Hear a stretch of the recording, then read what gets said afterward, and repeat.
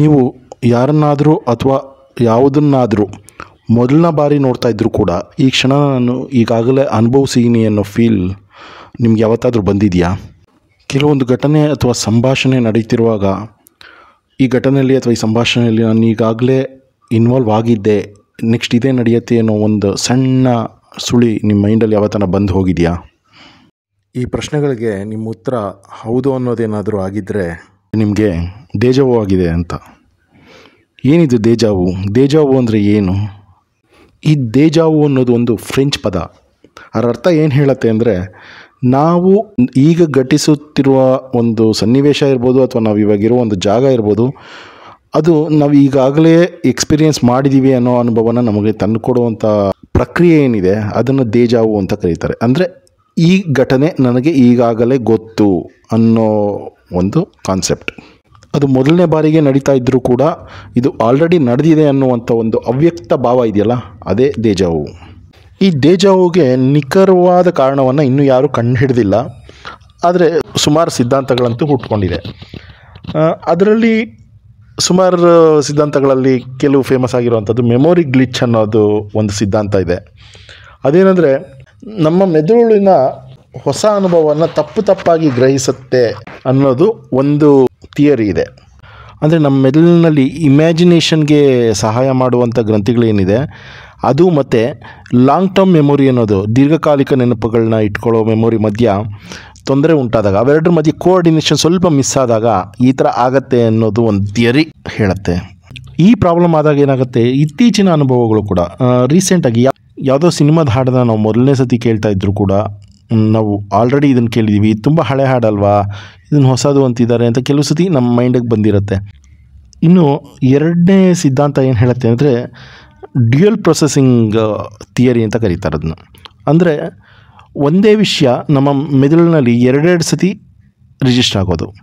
ನಾನು ಎಕ್ಸಾಂಪಲ್ ಕೊಡಬೇಕಂದ್ರೆ, ನೀವು ಯಾವುದಾನ ವೆಬ್ಸೈಟ್ಸ್ ಅಥವಾ ಸಾಫ್ಟ್ವೇರಲ್ಲಿ ಕೆಲವು ಸತಿ ಬಟನ್ ಕ್ಲಿಕ್ ಮಾಡಿದಾಗ ಮಿಸ್ ಆಗಿ ನೀವು 2 ಸತಿ ಕ್ಲಿಕ್ ಮಾಡಿದರೆ ಅವಾಗೇನಾಗುತ್ತೆ, 2 ಸತಿ ಎಕ್ಸಿಕ್ಯೂಟ್ ಆಗಿರುತ್ತೆ. ಅಂದರೆ 2 ರಿಕ್ವೆಸ್ಟು ಹೋಗಿರುತ್ತಲ್ಲಿ. ಅಂದರೆ ಈ ಡ್ಯುಯಲ್ ಪ್ರೊಸೆಸಿಂಗ್ ಅಂದರೆ ನಮ್ಮ ಮೈಂಡಲ್ಲಿ ನಿಮಗೆ ಎಲ್ರಿಗೂ ಗೊತ್ತಿದ್ದಂಗೆ ನಮ್ಗೆ 2 ಥರ ಮೆಮೊರಿ ಇದೆ, ಶಾರ್ಟ್ ಟರ್ಮ್ ಮೆಮೊರಿ ಮತ್ತು ಲಾಂಗ್ ಟರ್ಮ್ ಮೆಮೊರಿ. ಕೆಲವು ಇವಾಗ ಮಾತಾಡಿರ್ತೀವಿ, ಏನೋ ಈ ಕ್ಷಣಕ್ಕೆ ಅದನ್ನು ಎಂಜಾಯ್ ಮಾಡ್ತೀವಿ, ಮರ್ತೋಗುತ್ತೆ. ಅದನ್ನು ನಮಗೆ ಲಾಂಗ್ ಟರ್ಮಲ್ಲಿ ಸೇವ್ ಮಾಡ್ಕೊಳ್ಳೋ ಅವಶ್ಯಕತೆ ಇರಲ್ಲ ನಮ್ಮ ಮೈಂಡಲ್ಲಿ. ಇನ್ನು ಕೆಲವು ನಮ್ಮ ಚಿಕ್ಕ ವಯಸ್ಸಿನ ಘಟನೆಗಳು ಕೂಡ ನಮಗೆ ಮುದುಕರಾದ ಮೇಲೂ ಕೂಡ ನೆನಪಿರುತ್ತೆ, ಅವತ್ತು ಹಾಗಾಗಿತ್ತು, ಇವತ್ತು ಹೀಗಾಗಿತ್ತು ಅಂತ. ಇದನ್ನು ಲಾಂಗ್ ಟರ್ಮ್ ಮೆಮೊರಿ ಅಂತೀವಿ. ಅಂದರೆ ಪ್ರತಿಯೊಂದು ಕೂಡ ಇನಿಷಿಯಲಿ ಎರಡೂ ಕಡೆ ಸೇವ್ ಆಗುತ್ತೆ, ಆದರೆ ಶಾರ್ಟ್ ಟರ್ಮಲ್ಲಿರೋದು ಡಿಲೀಟ್ ಆಗೋಗುತ್ತೆ, ಲಾಂಗ್ ಟರ್ಮಲ್ಲಿರೋದು ಕ್ಯಾರಿ ಆಗುತ್ತೆ. ಸೊ ಈ ಘಟನೆ ಮಧ್ಯದಲ್ಲಿ ನಾವು ಥಿಂಕ್ ಮಾಡೋದಿದ್ರೆ ಯಾವುದು ಫಸ್ಟ್ ಪ್ರೋಸೆಸ್ ಆಯಿತು ಅಂತ, ನಮ್ಮ ಕಣ್ಣೆದುರುಗಡೆ ನಡೀತಿರುವಂಥ ಘಟನೆ ಅಥವಾ ವ್ಯಕ್ತಿ ಅಥವಾ ಸಂಭಾಷಣೆ ಏನಿದೆ, ಮೊದಲು ಲಾಂಗ್ ಟರ್ಮ್ ಮೆಮೊರಿಗೆ, ನಂತರ ಶಾರ್ಟ್ ಟರ್ಮ್ ಮೆಮೊರಿ ಕಡೆಗೆ ಎಕ್ಸಿಕ್ಯೂಟ್ ಆಗೋಕ್ಕೆ ಹೋದಾಗ ಲಾಂಗ್ ಟರ್ಮ್ ಮೆಮೊರಿಯಿಂದ ನನಗೆ ಆಲ್ರೆಡಿ ಅದ್ರ ಜೊತೆ ಕಂಪೇರ್ ಮಾಡ್ತಾ ಇರುತ್ತೆ. ಇದು ಸಹಜ ಪ್ರಕ್ರಿಯೆ ಇದು. ಇನ್ನೂ ಕೆಲವೊಂದು ಕೇಸಲ್ಲಿ ಯಾರೋ ಒಬ್ಬರು ಇದೇ ಥರವಾದ ಪದಗಳನ್ನ ಬಳಸಿ ಮಾತಾಡಿದ್ದಾಗ ಅದು ನಮ್ಮ ಬ್ರೈನ್ನಲ್ಲಿ ಉಳ್ಕೊಂಡಿರುತ್ತೆ ಲಾಂಗ್ ಟರ್ಮ್ ಮೆಮೊರಿಲಿದ್ದಾಗ. ಇಲ್ಲಿ ಇವರು ಉಪಯೋಗಿಸ್ತಿರೋ ಪದನೂ ಅದೇ ಆದಾಗ ಸಡನ್ನಾಗಿ ನಮಗೆ ಆ ಇನ್ಸಿಡೆಂಟ್ ಜ್ಞಾಪಕ ಬರದೇ ಇದ್ದಾಗ, ಆ ಜ್ಞಾಪಕ ಬಂದುಬಿಟ್ರೆ ಅವರು ಇದನ್ನೇ ಹೇಳಿದ್ರಲ್ವ ಅನ್ನೋ ಒಂದು ಥಾಟ್ ನಮಗೆ ಪ್ರೊಸೆಸ್ ಆಗುತ್ತೆ. ಬಟ್ ಅದು ಸಡನ್ನಾಗಿ ಜ್ಞಾಪಕ ಬರದೇ ಇದ್ದಾಗ ಆ ಕ್ಷಣಕಾಲದ ಗೊಂದಲ ಏನಿರುತ್ತೆ, ಈ ಪದ ನನಗೆ ವೆಲ್ ನೋನ್ ಅಲ್ವಾ ಅನ್ನೋವಂಥದ್ದು, ಆ ಕ್ಷಣದಲ್ಲೂ ಕೂಡ ಈ ಅನುಭವ ಆಗೋಕ್ಕೆ ಸಾಧ್ಯತೆಗಳಿರುತ್ತೆ. ನಿಮಗೊಂದು ವಿಷಯ ಗೊತ್ತಿರ್ಬೋದು, ನಮ್ಮ ಬ್ರೈನ್ನಲ್ಲಿ ನಮ್ಮ ನೆನಪುಗಳನ್ನ ನಿಯಂತ್ರಿಸೋ ಭಾಗ ಯಾವುದು ಅಂದರೆ ಟೆಂಪರಲ್ ಲೋಬ್ ಅನ್ನೋ ಒಂದು ಮೆದುಳಿನ ಒಂದು ಭಾಗ. ಅದು ಅಲ್ಲಿ ಸಣ್ಣ ವಿದ್ಯುತ್ ವೇರಿಯೇಷನ್ಸಿಂದ ಕೂಡ, ಅಂದರೆ ಅದು ಪ್ರೊಸೆಸ್ ಆಗೋದು, ಆ ನೆನಪನ್ನು ಇವಾಗ ಹೇಳಿದ್ನಲ್ಲ ಹಾಗೆ ಅದು ರೀಕಾಲ್ ಆಗೋದು ಸ್ವಲ್ಪ ಡಿಲೇ ಆದಾಗ ಆ ಲಾಂಗ್ ಟರ್ಮ್ ಮೆಮೊರಿ ಮತ್ತು ನಡೀತಿರೋವಂಥ ಘಟನೆಗಳ ಕ್ಲ್ಯಾಶ್ ನಮಗೆ ಈ ರೀತಿಯ ದೇಜಾವು ಫೀಲ್ನ ಕೊಡಬಹುದು, ಅದು ಕೂಡ ಕೊಡೋ ಸಾಧ್ಯತೆಗಳಿರುತ್ತೆ. ಈ ಥರ ಆಗಿದ್ದ ಮಾತ್ರಕ್ಕೆ ಅದರಿಂದ ಭಯ ಪಡೋದಾಗಲಿ, ಇದು ಯಾವುದೋ ಒಂದು ತೊಂದರೆ ಅಂತ ಆಗಲಿ ಕನ್ಸಿಡರ್ ಮಾಡೋ ಅಗತ್ಯ ಇಲ್ಲ. ಯಾಕೆಂದರೆ ಇದ್ರ ಮೇಲೆ ನಡೆದಿರೋ ಸಂಶೋಧನೆಗಳು ಏನು ಹೇಳುತ್ತೆ ಅಂದರೆ, ಸುಮಾರು 60-80% ಜನರ ಜೀವನದಲ್ಲಿ ಇದು ಒಮ್ಮೆ ಆದರೂ, ಕಡೆಯ ಪಕ್ಷ ಒಮ್ಮೆ ಆದರೂ ಆಗೇ ಇರುತ್ತೆ ಅಂತ. ಮತ್ತು ಯಾವ ಕ್ಷಣದಲ್ಲಿ ಇದು ಆಗಿದೆ ಅನ್ನೋದನ್ನು ಸಂಶೋಧನೆ ಮಾಡಿದ ವಿಜ್ಞಾನಿಗಳಿಗೆ ಅವ್ರ ಗಮನಕ್ಕೆ ಬಂದಿರೋದು ಸ್ವಲ್ಪ ಆಯಾಸ ಇದ್ದಾಗ ಅಥವಾ ಜಾಸ್ತಿ ಟ್ರಾವೆಲ್ ಮಾಡಿದ್ದಾಗ ಇಂಥ ಸಮಯಗಳಲ್ಲಿ ಈ ಥರ ಅನುಭವ ಆಗಿದೆ ಅನ್ನೋದನ್ನು ಅವರು ಉಲ್ಲೇಖ ಮಾಡ್ತಾರೆ. ಇವೆಲ್ಲದರ ಜೊತೆಗೆ ವಿಜ್ಞಾನ ಮತ್ತು ಆಧ್ಯಾತ್ಮ ಎರಡನ್ನೂ ಸಮಾನವಾಗಿ ನಂಬುವಂಥ ಒಂದು ಕ್ಯಾಟಗರಿ ಜನ ಇದ್ದಾರೆ. ಈ ಕ್ಯಾಟಗರಿಯ ಜನ ವಿಜ್ಞಾನಕ್ಕೆ ಸಮಾನಾಂತರವಾಗಿ ಆಧ್ಯಾತ್ಮವನ್ನು ಕೂಡ ತೊಗೊಂಡೋಗ್ತಾರೆ. ಸೊ ಅವರಲ್ಲಿರುವಂಥ ವಾದ ಏನು ಅಂದರೆ ಈ ದೇಜಾವು ಬಗ್ಗೆ ದೇವರು ಒಬ್ಬ ವ್ಯಕ್ತಿಯ ಜೀವನವನ್ನು ಆಲ್ರೆಡಿ ಬರೆದು ಇಟ್ಬಿಟ್ಟಿರ್ತಾನೆ, ಅದ್ರ ಪ್ರಕಾರನೇ ಎಲ್ಲ ನಡ್ಕೊಂಡು ಹೋಗುತ್ತೆ ಅಂತ.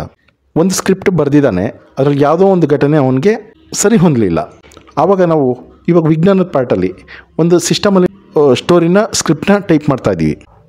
ಆ ಟೈಪ್ ಮಾಡ್ತಾ ಇರುವಾಗ ಯಾವುದೋ ಒಂದು ಪೋರ್ಷನ್ ನನಗೆ ಇಷ್ಟ ಆಗಲಿಲ್ಲ, ಇದು ಹಿಂಗಿದ್ರೆ ಚೆನ್ನಾಗಿರುತ್ತೆ ಅಂತ. ಅಲ್ಲಿ ನನಗೆ 2 ಆಪ್ಷನ್ ಇದೆ. ಒಂದು, ಅದನ್ನು ಡಿಲೀಟ್ ಮಾಡ್ತೀನಿ, ಬೇರೆ ಟೈಪ್ ಮಾಡ್ತೀನಿ. ಅಥವಾ 2ನೇ ಆಪ್ಷನ್ ಏನಂದರೆ ಅದನ್ನು ಕಟ್ ಮಾಡ್ತೀನಿ, ಬೇರೆ ಟೈಪ್ ಮಾಡ್ತೀನಿ.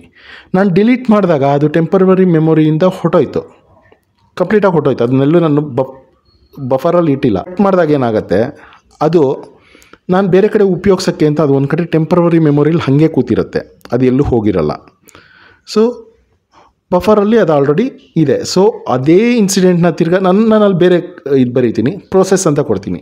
ಇವಾಗ ನಮ್ಮ ಬ್ರೈನ್ನ ಮೈಕ್ರೋ ಕಂಟ್ರೋಲರ್ ಅಂತ ತೊಗೊಂಡ್ರೆ ಆ ಪ್ರೋಸೆಸ್ ಆ ಸ್ಟೇಜ್ ಬಂದಿದ ತಕ್ಷಣ ಏನಾಯಿತು, ಇದಕ್ಕೆ ಮ್ಯಾಚ್ ಆಗುವಂಥ ಇನ್ನೊಂದು ಸೀನ್ ಅಲ್ಲಿ ಆಲ್ರೆಡಿ ಇದೆ. ಇದನ್ನು ನಾನು ಎಕ್ಸ್ಪೀರಿಯೆನ್ಸ್ ಮಾಡಿದ್ದೀನಿ ಅನ್ನೋ ಥರ ನನ್ನ ಮೈಂಡ್ ಪ್ರೊಸೆಸ್, ಯಾಕೆಂದರೆ ಅಲ್ಲಿ ಬಫರಲ್ಲಿ ಕೂತಿದೆ. ಅದೇ ಸೀನ್, ಅದೇ ಡೈಲಾಗ್ ಮತ್ತು ಅದೇ ಸಿಚುಯೇಷನ್ ಇವೆಲ್ಲನೂ ಮ್ಯಾಚ್ ಆಗಿದೆ. ಸೊ ಅದ್ರ ಜೊತೆ ನನಗೆ ಮ್ಯಾಚ್ ಮಾಡ್ತಾ ಇದೆ. ಇದನ್ನು ಕೂಡ ಹೇಳ್ತಾರೆ. ಸೊ ಯಾವುದು ಕರೆಕ್ಟು, ಯಾವುದನ್ನು ಕನ್ಸಿಡರ್ ಮಾಡಬೇಕು ಅನ್ನೋದು ನಿಮಗೆ ಬಿಟ್ಟಂಥ ವಿಷಯ. ಸೊ ನಿಮಗೆ ಇದರಲ್ಲಿ ಯಾವುದು ನಿಜ ಅನ್ನಿಸ್ತು ಅಂತ ಕಮೆಂಟ್ ಬಾಕ್ಸಲ್ಲಿ ಕಮೆಂಟ್ ಮಾಡಿರಿ.